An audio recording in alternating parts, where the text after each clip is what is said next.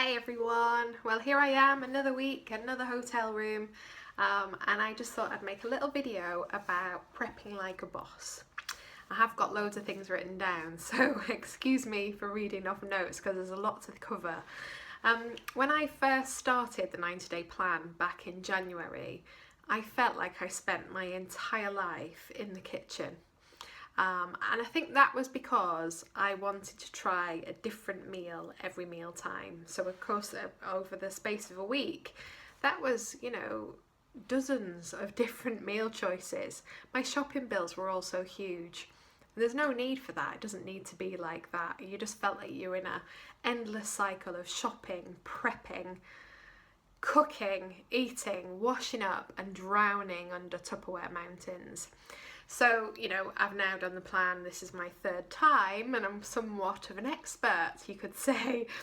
So here's my top tips for prepping like a boss. I think the first thing is to choose 3 meals really to batch cook at the weekend that you can then eat freely during the week, and that's what I choose to do. 3 anytime meals, 1 carb meal, and then I intersperse those with things that you can cook quickly from scratch, like omelettes, scrambled eggs, the smoothies and the pancakes. And that gives me enough variety during the week. And then the next week I'll try 3 different meals entirely, but just focus on the few would be the first tip. When you go shopping off plan, chocolate or ice cream might be your treat. Well, your treat on this plan is ready prepared vegetables. They save so much time, whether you buy fresh or frozen. Chopped peppers, onions, mushrooms, you name it, whatever you can get, it will save you time. Wilt your spinach. Spinach, when you're having to have 200 grams of the stuff, it's like a mountain. But you know what? If you put it inside the omelette, if you put it inside the curry, it goes down to nothing. So always do that. And if you've got to have vegetables on the side and you can't face the spinach mountain, then have broccoli, because 200 grams of broccoli, volume-wise, is much smaller. When I'm cooking, I'll weigh everything in advance so that I've got everything ready for each meal. So, chop all the onions up for 3 or 4 batches, chop all the mushrooms, get everything ready in front of you, ready to cook in a pan. It just makes it a lot more straightforward. And don't forget to weigh. You know what? If you're guessing, then your carbs, your macros are going to be out. So weigh everything. It's really important, even though it's a bit of a faff. If you're cooking in advance into batches, then you might not have space in your freezer, so use freezer bags to store in the freezer. I generally keep stuff in the fridge for 3 days in Tupperware containers, put the rest in the freezer on the day that I've cooked it, and then take it out of the fridge the night before for the next day.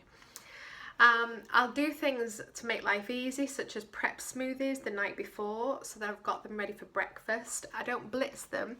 I put all of the ingredients, bar the milk, into the smoothie container. In the morning I add the milk, blitz it all together, breakfast in seconds. It's brilliant. Same with omelettes. I did a video the other day cooking an omelette in the oven, and then you can just heat it or have it cold the next day for breakfast or lunch. Makes life so much easier. Granola, it's 16 portions of granola on the plan, which is quite a lot, so I tend to cook 8 at a time. I'll then put it into a cereal container. I weigh the container first, then I weigh the granola in it, and then I divide it by 8 to give me the portion size, and I write the amount of grams on top of the container so I can just weigh that out each morning or whenever I have it.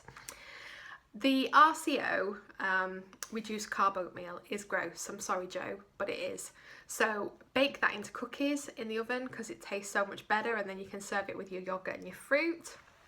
Things like lime juice instead of limes in your smoothie, that you can buy in bottles in Sainsbury's and places.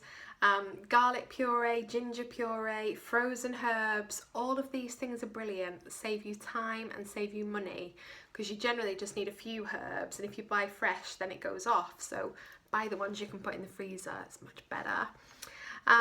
And I guess, those are my top tips, and if you prep in advance, I promise you it is so much easier to stick to this plan.